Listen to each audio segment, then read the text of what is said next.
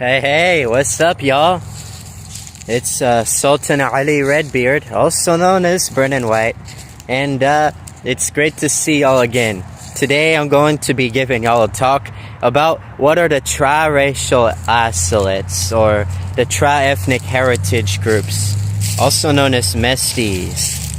What are the Mestees of the United States and Canada? Now, they're not the same thing as Métis.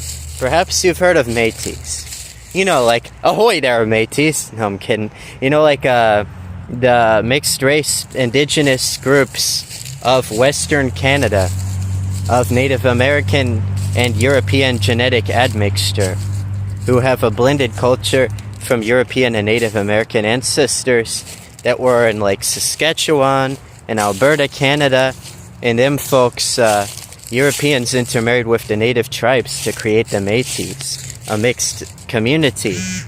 And they fought for their nations and their land. They struggled against colonialism and faced much oppression and refused to assimilate. And so because they kind of had a nation of their own before the European colonizers arrived and incorporated it into Canada fully, they are a sovereign nation of indigenous descent that got invaded. So in Canada, they have the native peoples of the Arctic, they have the First Nations, and they got the Métis. The United States just recognizes Native American tribes, or the indigenous nations. In Canada, they got three. They got groups up north like the Innu and stuff.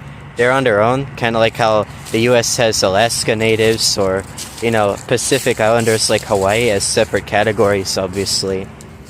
But Canada, they got the northern groups, then they got just the ones further south outside the Arctic that they call First Nations. Then they got Métis, which is a whole special situation of its own.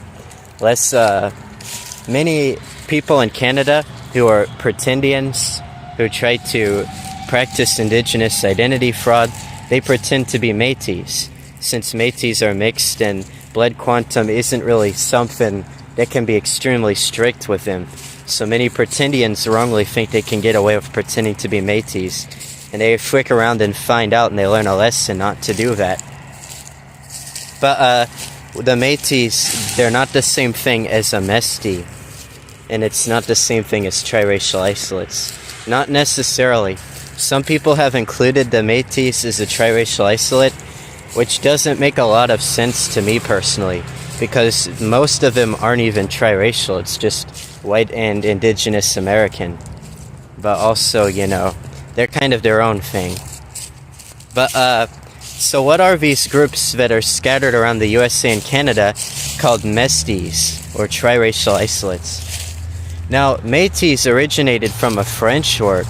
That means that basically they're of mixed heritage. They're mixed. So when you use Métis with a capital M, it refers to that specific group in Western Canada. And some people argue that with a lowercase m, it could refer to other mixed race communities with European and indigenous heritage in Eastern Canada.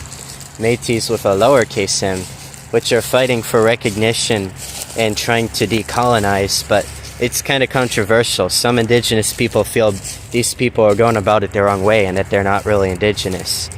And it's a case-by-case scenario. For me, it depends on which of these groups you're talking about, and I don't have authority or say over it. It ain't my dog in the fight. But, so Mestees, though, is basically like, originates from the Spanish version of this. Like Mestizo. In Mexico, you got the Mestizo peoples, right? There's a lot of them. They make a big percentage of Mexico's population. The term Mestee is basically for, like, people who are like Mestizos, but instead of being Spanish speakers and having these mixed lineages that formed in Latin America, they're from the US and Canada. And the English and French-speaking parts, like Quebec, Louisiana, those are French-speaking areas they can be found in. In English-speaking areas like Ohio or Georgia or, you know, Ontario. So, triracial isolates are Mestees, not the same thing as Métis. Both have some similarities, but it's not the same thing. Triracial isolate groups, also called Mestees, are these people with a specific type of heritage. In the US and Canada, what we call triracial isolates is families of multi-generationally mixed race heritage. And when we say this, we're not talking about like if a black woman marries a white man and they have mixed race kids, those kids grow up and have their own kids that are multi-generationally mixed race because they keep marrying other mixed race kids over generations. This isn't really what we're talking about specifically. It's kind of like this, but older lineages of this continuing for generations. Basically, these people are mixed race heritage, triracial. Usually it's black, white, and Native American. DNA testing has revealed North African, Levantine or Middle Eastern, and Mediterranean proximate groups, Roma and Sinti or South Asian ancestry. When they take the DNA tests, these are groups of people they're also related to. But usually most of their DNA is black and white and Native American. And the Native American part of their DNA varies depending on the group and the family and even the individual, and how closely they are related to the core families in the triracial isolate group they're from. So, let's give some examples. Probably the most famous of these groups in the USA, there's about 1 to 200. In just the eastern 2/3 of the US and Canada, there's probably over 200 of these groups. And also, it's estimated that there could be more single families with like just 2 or 3 people left of this type of heritage and identity, and all the younger kids start passing as just being white or black or something, and the communities are basically assimilating and disappearing and marrying out, and other communities get organized and held together. Most of these groups is just like 1 or 2 families, and so it'll be like, oh, the Perkins and the Wendigo family, or the Smith and the Jackson family of southwestern Dakota. I'm just giving up examples. Those aren't real families. I'm just giving you an example. Like, most of these groups are just known as like, oh, those are the Travis family of southeastern Wisconsin. The Travises. People will just be like, oh, them are Travises. Even if they don't have the last name Travis, like say, because you know, if a woman gets married in the USA, usually her last name changes to the last name of the man she marries, right? So sometimes people will be related to these families but not have the same surname, but they'll still be called that surname. And they're kind of recognized as a unique ethnic group of mixed heritage or uncertain heritage to outsiders, where they're not really considered black or white. They can't really fit neatly into America's racial categories, historically speaking. So these groups are recognized as distinct. It's in the southern USA, they're often called the little races of the South. But I mean, some people claim redneck and hillbilly are also little races of the South, and a lot of times that's just normal white people, but with unique subcultures. So it's complicated. But there are these groups that are recognized as distinct ethnic and cultural groups, or distinct racial groups, if you will. Triracial isolates, that'll give you an idea. Most of these groups, they're not named. Like I said, it'll just be like 1 or 2 families, but all the locals in the town they grow up in recognize that they have a distinct type of heritage, either because the locals recognize that their heritage is mixed, or because they just don't know what heritage is. And they're like, well, someone said that family was Jewish, maybe they're actually from southern Italy. And in reality, if you look at their DNA, you'll be like, oh, so they're a mix of like Irish, Native American, and Bantu peoples from, Central Africa, for example, But some of the larger groups consist of dozens and dozens of families and thousands of members.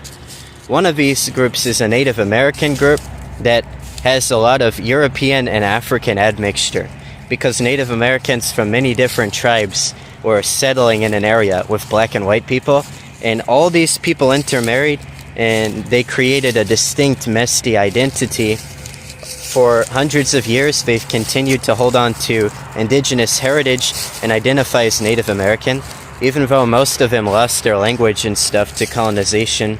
They took English and they made it their own. They indigenized English and invented Lumbee English. Of course, I'm talking about the Lumbee tribe of North Carolina, which, congratulations, Lumbee folks. They just got federal recognition. They're now the largest tribe by how many members are enrolled in the tribe east of the Mississippi River. They have more members than the eastern band of the Cherokee Nation. And the Lumbees are kind of controversial because some of the other large eastern Native American tribes, like the Cherokee Nation and their allies, they have like a whole alliance called like the Alliance of the Big Tribes or something. And it started with the eastern band of the Cherokee. They didn't want these people to be recognized as indigenous American because they were worried these people would be competition. You know, because the Robeson County, North Carolina, where most of the Lumbees are centered around, like their homeland, and southeastern parts of North Carolina, is some of the poorest counties. Robeson County is like one of the poorest counties in the USA. At the time of speaking this video, if you go there, you can see the suffering among, it's not everyone there, of course, but a lot of people have it really hard. There's a lot of drug abuse. There's a lot of homes that are run down because of economic disparities. And it's kind of a helpless situation, or so it seemed. But the Lumbees are actually like really large. They make up like half or the majority of people in many of these towns and areas and in Robeson County. So they were able to get federal recognition, and this offers them special benefits of sorts. Now, you're probably thinking, loud motors. Now, you're probably thinking, if you're ignorant and not familiar with America and history and indigenous peoples and stuff, why do these people deserve special privileges? Well, they're not special privileges, it's just opportunities for them. The indigenous people, they were here first and they were sovereign nations. And yes, I know what you're going to say, the US government defeated them, boo-hoo, that's what everyone says, right? But the thing is, the US government didn't defeat them. They signed treaties with these nations most of the time. And it depends on the nation. It's a complex history. But basically, Native Americans have been screwed over and betrayed by the US government over and over. And in many places where Native Americans are, living is bad. Like compared to the rest of the USA, some of the reservations only recently had running water. The conditions are compared to third world countries. The lifespan could be like 50 or 30 even. And they have some of the highest suicide rates in the world. And especially in the USA, some of the highest suicide rates. It's a really hard place to be. And the government, it provides benefits for people who are in need. You know, like if you have trouble getting a job, you can get, unemployment benefits if you're unable to get employed. And there's reasons why. There are reasons why these people are suffering. That's entirely the fault of the US government. And these people, the situation seems helpless. But it's not. They keep fighting, and they keep struggling, they keep hustling, and finally they win certain rights from the government. The government doesn't give Native Americans free handouts for nothing. If you think that, you don't know what you're talking about, and it's incredibly ignorant. These people don't have it easy still, but it depends on the individual. There's many circumstances. I'm not going to argue about this stuff. Yes, the Lumbee tribe of North Carolina just got recognition, and because of this, they'll have easier time with people trying to feed their families. People have easier time getting education. There's some great perks to this that these people have been fighting for so long. They finally got what they've been working for. All the years of struggle paid off. Even though these people are a mixed race community, and many people look at them and would say these people might look black or white or just mixed. You know, there's a term people use that rhymes with avocado that starts with an M. I don't use it because in my community it's a slur for my folks, the way it's been used against my folks throughout our family's history. Maybe you know what it is. Many people describe them as looking like that. But it doesn't matter what these people look like. And there are other tribes with lower blood quantum and stuff. It's a really complicated thing. I recommend you study the history of blood quantum and the indigenous history of the United States since its founding, what the indigenous people in different parts of the USA were going throughout the history of the USA. and how resilient they were and how they were able to overcome these challenges. And it will provide you with the context to understand all these things that I'm having trouble explaining because I'm a bit dehydrated right now and out in the sun. I'm fasting for Ramadan. I'm a Muslim. In my religion, we're fasting now, if we're able to. I'm not sick, I'm not elderly, I'm not a pregnant person, obviously. So I'm fasting. Yani, the Lumbee tribe of North Carolina is one of the largest of these Mestee groups, or Triracial Isolate groups. And they're not the only one that has held on to indigenous identity and the Native American part of their mixed heritage being passed down through generations for hundreds of years. There was other groups that were known as Somerville Indians or Varnertown Indians from South Carolina. Today they're called the Wassamassaw tribe. And people used to call them terms like brass ankles. Don't call them that. Some of them really don't like that term. Many people used it as a pejorative or derogatory slur against them. But there's also the Ramapo folks. They average around 7% Native American, which is elevated levels of Native American ancestry for the region of the country they are in. After the genocide, the ethnic cleansing, diseases ravaging these communities, and intermarrying with outsiders like white and black folks for generations, still, on average, the Ramapo folks are around 7% Native American due to their endogamy. They've held on to that part of their culture and passed it down for generations. But some ignorant people, as well as some not ignorant Native Americans with agendas against them who don't want competitors, same thing with the Eastern Band of the Cherokee and Lumbee, they say, well, these people don't look like Native Americans. You'll see like blonde-haired, blue-eyed Cherokees being like, they're not Native American enough to me. They don't look native, they look black. It's the propaganda against some of these communities is insane. But the Ramapo Nation is undeniably of indigenous heritage, and they have been aware of their indigenous heritage all this time and always identified as Native American. These people never suddenly started claiming to be Native American.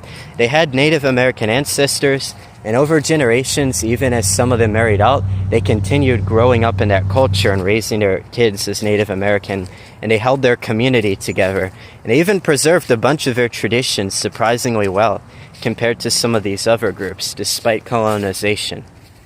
And also, this is pretty cool. I'm planning to visit sometime if I can. They got a portal on top of one of their mountains. If you know, you know. It's one of a few all over the world. But, yeah, so many of these Mestee groups, or Triracial Isolate groups, held on to the Native American part of their identity because the indigenous Americans were sovereign nations out here before the Europeans arrived and before African folks were brought over here and other people came or were brought here. And so because of this, they had a strong sense of identity, they had their own languages and culture, and this was a force that was like a glue that held their community together and really kept these people from assimilating into a racially binary black and white America. And this is something that these people would hold on to as much as they could. Even if they lose the language and a lot of stuff to colonization, they always remember who they are. They hold on to as much as they have that their elders can pass down to them before they're killed or die or things happen due to the genocides and whatnot. And so they keep this Native American identity. Not all of these groups did this. One group that is probably one of the top 10 largest of these communities is the Melungeons of Southern Appalachia. Many of them live outside Southern Appalachia today and diaspora pockets, but they're mainly in Southern Appalachia, and that's where they originated. And the Melungeons of Southern Appalachia, they're a Triracial Isolate group that they didn't hold on to the Native American part of their culture more than they held on to the black or white part of their culture. They never really identified as just black or just white or just Native American, but a lot of them tried to pass as white, especially the light-skinned people would be like, look at you serious? And they would just be like, what are you really? Some of the Melungeon folks that were lighter, they tried to pass as white to avoid racism and survive during those times when it wasn't easy having Native or African ancestry on this continent. And during these times, people would be like, yo, what are you? And to explain their tan skin tones that many of them had and some of their unique features, many of them would claim to be like Mediterranean heritage, because, you know, the Mediterraneans have Arab and North African admixture, so they're kind of darker, as Europeans typically would come back then. So many of them would be like, oh, we're Portuguese, or they would be like, oh, well, we descended from Phoenician sailors who came here thousands of years ago. And some of them even did try to lean into saying they were Native American, but they weren't really affiliated with any tribes, and they didn't really have a tribal identity of their own, like the Lumbee or Ramapo. No one said, we're from a Melungeon Native American tribe. They would try to say that they was like Cherokee or something that most of them weren't descended from. And so what you got was these people who, when it got hard to be Italian in the USA, like when they were lynching Italians, they would say they was Portuguese. If there were people being hateful to the Portuguese, they would say they were Native American. When the Native Americans were being moved out west, they would say, oh, we're still Portuguese, actually. And people started calling them Melungeons. That term originated as a slur for people in the southern U.S. and those areas where the Melungeons are, in southern Appalachia, who had this mixed heritage. And eventually, these families around Newman's Ridge in Tennessee is one of the main centers, the Vardy and Sneedville area. Some of them are in western North Carolina, eastern Tennessee, southeastern and eastern parts of Kentucky, southern parts and southwestern parts of West Virginia. They're in southwestern parts of Virginia. Some of them are said allegedly to be in North Georgia, but it's not clear if there's many of them there, or if there were historic communities there, or if it's just that some Melungeons moved there. But many maps show them being in North Georgia and stuff that I've seen during my research. If you're a Melungeon with deep roots in North Georgia, let me know below and tell me about your folks if you wish to do so. You don't have to, but I'm really curious about that. So, yeah, that's one of the other groups. There are many of these groups. Now, remember earlier I mentioned some of these communities did not have a name. Like, for example, Lumbee folks, they was always called terms by locals. You know, they was always known as terms. Sometimes these were terms that were put onto them by outsiders. Sometimes they were terms they identified with. Like, people used to think that they might have possibly been Croatan, because people had trouble explaining their origins and where they came from. So some people would say, oh, they're the Croatan. The Melungeons had a term people called them. People said, these people aren't white, they're Melungeons. They're not like us Anglo-Saxons. That's what the majority of the people and their neighbors would say of them. So many of these communities had terms that they were known as to outsiders that differentiated them. And that causes the crystallization of distinct groups that are well known. So, you know, and some of these were endonyms, which are terms that they call themselves. And some of these were exonyms, which are terms that outsiders call them. And it might be a slur for some of them. Like an exonym would be breast ankle. People used to say that the Wassamasaw folks would be called that. That's an exonym. They didn't call themselves that. That's what outsiders called them. And in this case for them, that was a term. People would call them that back then. And it would upset many of them. Endonym would be like Lumbee. Lumbee is a term that the Lumbee community came up with for themselves, named after the Lumber River that they lived by, which they always called the Lumbee River. They called themselves the Lumbee people because they're the mixed-race native community. They grew up in the region around the Lumbee River watershed. And so that's what they're known as, right? It's an endonym they came up with themselves. So ethnonym is a name that an ethnic group is called. Some of them are endonyms, some of them are exonyms. And sometimes exonyms could be considered slurs, so you got to be careful when reading old reports about these groups. Sometimes people take a slur back, like Melungeon used to be a slur. Now most people don't think it is at all. Many people probably identify as Melungeon, and they want you to call them that. So it's complicated. Talk to people and ask them what they prefer to be called. My folks prefer to call ourselves Karsheriskian. The Karsheriskian, that term is an endonym. Our community came up with it.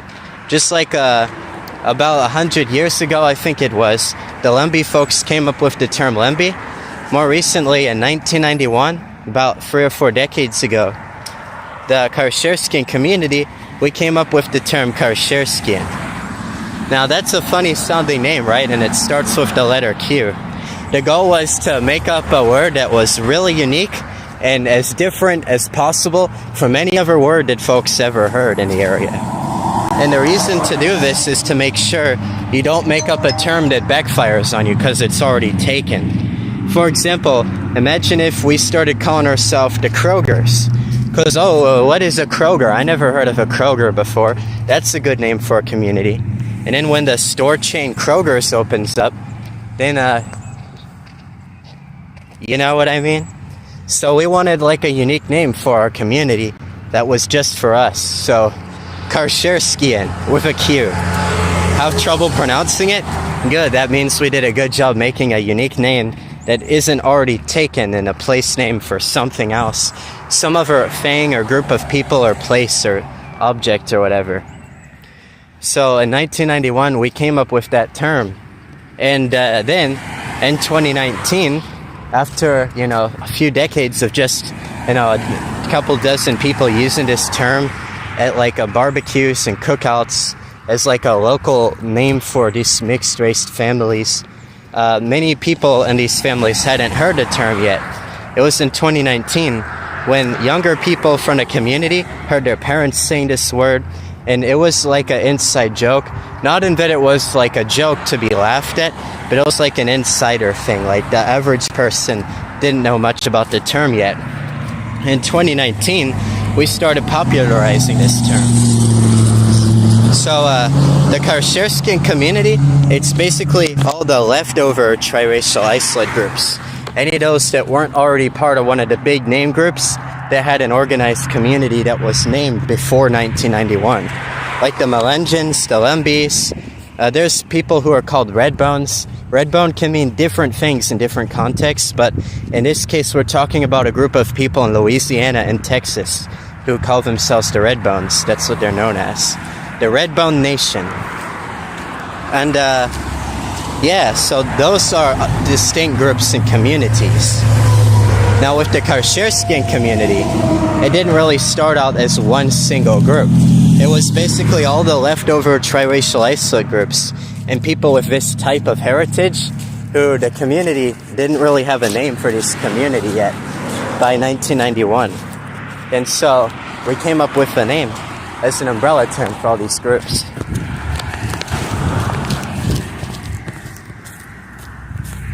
Ariel?